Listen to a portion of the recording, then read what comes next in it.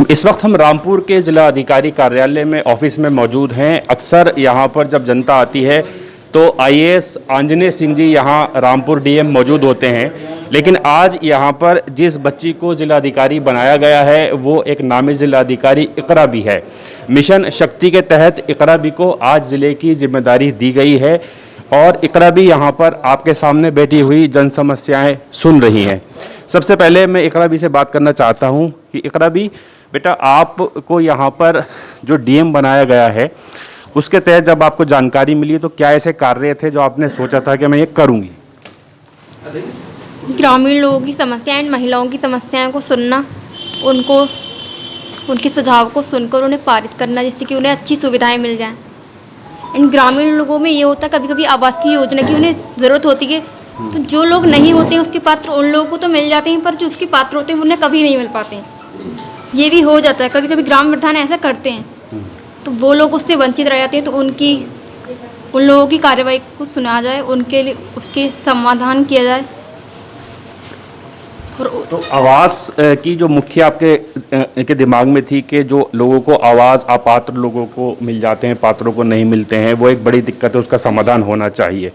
दूसरी चीज़ ये, इस कुर्सी पे आप क्यों पहुंची, कैसे पहुंची, आपने कितना प्रयास किया था, एक परीक्षा आपने पूरी ज़िला टॉप किया था, उसके बारे में जानना चाहेंगे। मैं एक मिडिल क्लास फैमिली से हूँ और मैंने सोचा था कि मैं कुछ करके इंटरमीडिएट में अच्छी टॉप करके अपनी पढ़ाई आगे बढ़ा करूँ, जिससे कि मैं अपने माँ बाप के सेल्फ रिस्पेक्ट, खुद पे अपने सेल्फ डिफेंस पे खड़ी हो सकूँ। मुझे अपने पेरेंट्स की मदद करूँ, उनका नाम रोशन करूँ और आगे चल के उन्हें ऐसा लगे कि बेटियों को पढ़ाना गलत नहीं होता। क्योंकि मेरे ग्रामीण में ऐसा है, मुस्लिम लोग बेटियों को पढ़ाते ही नहीं हैं, पर मेरे फादर ने सबके खिलाफ जाकर, सबसे बातचीत करना छोड़कर मुझे पढ़ाया एंड मेरी सिस्टर को। तो मैं आगे उनका नाम रोशन करना चाहती हूँ और उन्हें इसका भरोसा देना चाहती हूँ कि बेटियाँ भी सब कुछ कर सकती हैं। अच्छा, आप के पिताजी क्या काम करते हैं और आप किस स्कूल में पढ़ती थी, उसके बारे में जानना चाहिए। जी, मेरे फादर एक श्रमिक हैं और मैं कलावती कंटेंट कॉलेज में पढ़ती हूँ। वहाँ पे लेडीज़ गर्ल्स कॉलेज है, तो वहाँ। किस चीज़ के श्रमिक हैं आपके पिताजी? जी, ये भूसी की गाड़ी पे मजदूरी करते हैं, मजदूरी करते वो झियानी। तो आपने क्या कभी सोचा है कि आप आगे भविष्य में जाकर भी अधिकारी बनेंगी, किस फील्ड में जाना चाहती हैं? जी, मैं आईएएस ऑफिसर। जब आपको सूचना मिली कि आप यहाँ पर आकर कुर्सी पर बैठेंगी, तब ये आपने सोचा कि आईएएस बनूंगी या पहले से सोचा था कि आपने आईएएस बनूंगी, सपना ये एक दिन के लिए कम से कम पूरा हुआ? मैंने पहले भी सोचा था, बट सब लोग बोलते हैं जैसे कि फैमिली हो तो उतने सपने देखो, बट मैंने पहले से सोच रखा था, पर मुझे बोलने का टाइम नहीं था। पर मुझे कल पता चला कि मैं एक दिन के लिए जिलाधिकारी बन रही हूँ, तो मुझे लगा मुझे अपने सपने को पूरा करना चाहिए। उन बच्चों से क्या कहना चाहती हैं जो मिडिल क्लास फैमिली से या गरीब घरों से आते हैं, जो पढ़ भी नहीं पाते हैं और अगर पढ़ पाते हैं तो ठीक से पढ़ाई नहीं हो पाती है? क्या बिना पैसे के पढ़ाई संभव है? काफ़ी अच्छे से पढ़ें, मेहनत करें तो संभव है, कुछ भी कर सकते हैं।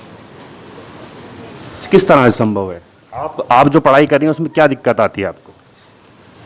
रेगुलरली जितना भी टीचर पढ़ाएं, सपोर्ट करें, उतना पढ़ें, अच्छे से टाइमिंग निकाल के खेलने कूदने पर भी ध्यान दें, पर इतना ना करें कि हम पढ़ाई को भूल जाएं। अच्छे से पढ़ के अपने माँ बाप का नाम रोशन करें। आज कौन कौन से केसेस आपने सुने हैं, कौन कौन सी चीज़ें ऐसी थीं जो आपको सुन के लगा कि हाँ, इसका समाधान तुरंत होना चाहिए आज? बिजली विभाग एंड आवास योजना, लाइसेंस, इन सब पर। कौन कौन सी दिक्कतें थीं जिनका समाधान आपको लगा कि होना चाहिए? अभी एक लेडीज़ आई थी, उनकी आवास क्वार्टर को लेकर काफ़ी गरीब थी। एंड एक बिजली विभाग में अंकल आए थे, उनकी समस्या को लेकर लगा कि उन्हें का समाधान होना चाहिए। देखिए, ये थी इकरा भी जो आज यहाँ पर जिलाधिकारी हैं और इस वक्त इस कुर्सी पर बैठी हुई हैं। जिलाधिकारी आंजनेय कुमार सिंह जी भी यहाँ पर मौजूद हैं, आईएएस आंजनेय कुमार सिंह जी, जिन्होंने इस बच्ची को मौका दिया एक दिन के लिए डीएम बनने का और लगातार इस बच्ची को दिशा निर्देश दे रहे हैं, गाइडेंस दे रहे हैं, किस तरीके से जनहित में कार्य जो है होते हैं। उनसे सीधा बात करेंगे। सर, ये बच्ची को आपने यहाँ पर चुनाव किया, क्या योजना है, क्या जो है चाहते हैं? देखिए, तो 17 तारीख से 17 अक्टूबर से मिशन शक्ति अभियान जो माननीय मुख्यमंत्री जी के निर्देश पर पूरे प्रदेश में चल रहा है, उसी के तहत हम लोग रामपुर में भी इस अभियान को चला रहे हैं और उसका मूल उद्देश्य ये है कि महिलाओं की समस्याओं के बारे में लोगों को जागरूक करना, महिलाओं को खुद उनके अधिकारों के बारे में जागरूक करना और जो शासन और प्रशासन के द्वारा महिलाओं के लिए व्यवस्था की गई है उसके बारे में लोगों को परिचित कराना।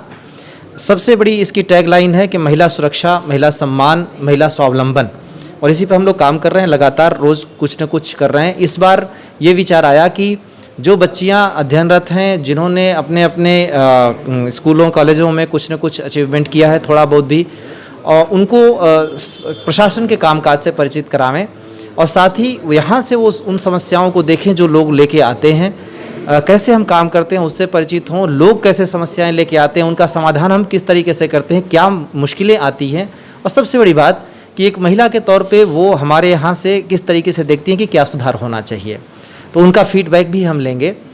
इसके लिए आज 65 पदों पर बच्चियों को बैठाया गया है और साथ ही एक साथ पूरे जनपद में सभी ग्राम पंचायतों में ग्राम सभाएं, विशेष ग्राम सभा आयोजित की गई है, जिसको आज बच्चियां ही चेयर कर रही हैं। और उसके पीछे उद्देश्य ये भी है कि वो नीचे तक देखें कि किस तरीके से हम एक लोकतांत्रिक प्रक्रिया में और प्रशासन के साथ समन्वय स्थापित करके काम करते हैं और वहाँ कहाँ कहाँ गैप है महिलाओं के लिए जो होना चाहिए और वो क्या सोचती है इसके बारे में। सर, आज किस किस तरीके की समस्याएं यहाँ पर लोग लाए हैं और कुल कितनी अभी तक हो चुकी हैं इन बच्चों के द्वारा? देखिए, आज हमने ये तय किया है कि जो भी समस्याएं आज आएंगी उनका निस्तारण आज ही करेंगे। वैसे तो हम एक सप्ताह के अंदर निस्तारण करते हैं, पर आज हमने ये तय किया है कि जो समस्याएं आज यहाँ आएंगी और जो ये बच्चियां समस्याएं जिनको देखेंगे उसको आज ही निस्तारित करने की कोशिश करेंगे। तो समस्याएं जो आ रही हैं वो मिक्स जैसे आती हैं सामान्य तौर पर। विद्युत विभाग की, राजस्व की कुछ मांगें भी आई हैं, आवास के की, स्वास्थ्य के बारे में, किसी के इलाज के बारे में है, कुछ राजस्व से संबंधित प्रॉब्लम्स आई हैं, तो उनको ये देख रहे हैं। अभी बहुत सारी चीज़ें हैं जिनके बारे में इनको अवगत भी करा रहा हूँ कि किस तरीके से समस्याएं हमारे सामने उपस्थित होती हैं और हमें कठिन पड़ता है फैसला लेना कि किसके लिए किसको प्रायोरिटी दें। पात्रों अपात्रों का चुनाव हम किस तरीके से करते हैं, कैसे यहाँ पर बैठ के हम निर्णय लेते हैं, कैसे मीटिंग्स करते हैं, कैसे फाइल्स चलती हैं, इन सब के बारे में हम इनको अवगत करा रहे हैं ताकि ये फिर गांव में जाके अपने आसपास इस चीज़ को बता सके और लोग और ज़्यादा से ज़्यादा प्रशासन की कार्यविधि के बारे में परिचित हो सकें और थोड़ा अपने अधिकारों के प्रति भी सचेत हो सकें। बहुत बहुत धन्यवाद। ये मिशन शक्ति के तहत इस बच्ची को जो टॉपर्स थी इंटर में, इसको आज जिलाधिकारी एक दिन का नामित बनाया गया है। ये वो योजनाएं हैं जिनसे हमारा देश का भविष्य एक सुधार की ओर बढ़ रहा है। एसपी ऑफिस में मौजूद हैं। अक्सर जब लोग आते हैं, फरियादी आते हैं, तो उन्हें यहाँ पर जो बैठे हुए शख्स मिलते हैं वो शगुन गौतम मिलते हैं, जो आईपीएस अधिकारी हैं और रामपुर एसपी हैं। लेकिन आज इस ऑफिस का नज़ारा बदला हुआ है। यहाँ पर एक बच्ची बैठी हुई है। ये बच्ची जो है हाई स्कूल की टॉपर है और एक दिन के लिए यहाँ पर एसपी बनाई गई है। सीधा इस बच्ची से बात करते हैं। बेटा, आपका क्या नाम है? प्रियांशी सागर। बेटा, सबसे पहले आप बताइए कि आपके पिताजी क्या काम करते हैं और यहाँ तक कैसे पहुँचे आप? सर, मेरे पिता का नाम श्री सुरेंद्र सिंह है। वो खानपुर उत्तरी में, प्राथमिक विद्यालय खानपुर उत्तरी में हेड टीचर हैं।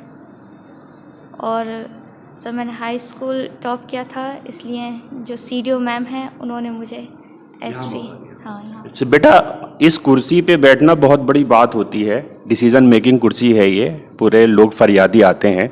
तो जब आप यहाँ पर आई, किस तरह की फरियाद आपने सुनी? सर, मैंने फरियाद सुनी। एक आए थे प्रार्थी, वो कह रहे थे कि वो उनकी दुकान पे जब वो अपना काम करते हैं तो दूसरा वो उन्हें मारने की धमकी देता है, कुछ प्रॉपर्टी के हिसाब से उनकी कोई प्रॉब्लम होगी।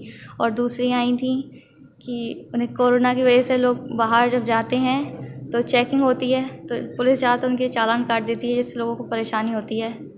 इस वजह से ये ज़्यादा प्रॉब्लम हो गई है, लोग बाहर सही से नहीं जा पा रहे हैं चालान काटने की डर से। ये मैंने अभी श्री हरि इंटर कॉलेज से हाई स्कूल किया था और मैं फर्स्ट ईयर इंटर भी उसी से करूँगी और आगे मैं आईएएस की तैयारी करूँगी और एक आईएएस ऑफिसर बनना चाहती हूँ मैं।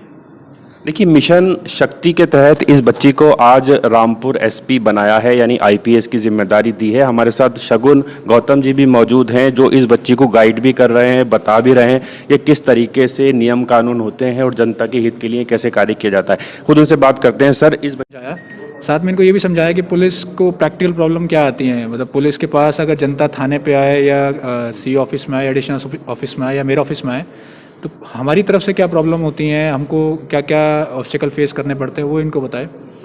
इनकी तरफ से जानना चाहा कि पब्लिक जब थाने पे जाती है या किसी पुलिस से कभी उसको काम पड़ता है तो क्या प्रॉब्लम आती है एक्सेस मिलने में, पुलिस से मिलने में, वो इनसे जानना चाहा।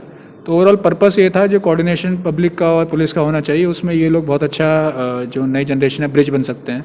ये लोग हमारी बात नीचे पहुंचा सकते हैं, समझ सकते हैं कि जो आम धारणा अगर गलत आम धारणा है तो उसको सुधार सकते हैं। हमें फीडबैक दे सकते हैं कि पुलिस की तरफ से कोई गलती हो रही है या कोई ऐसी चीज़ हो रही है जिससे पब्लिक पुलिस से दूर हो रही है, तो हम उसको रिमूव कर सकते हैं। तो ओवरऑल जो मिशन इसका जो ऑब्जेक्टिव है इस मिशन का वो यही है।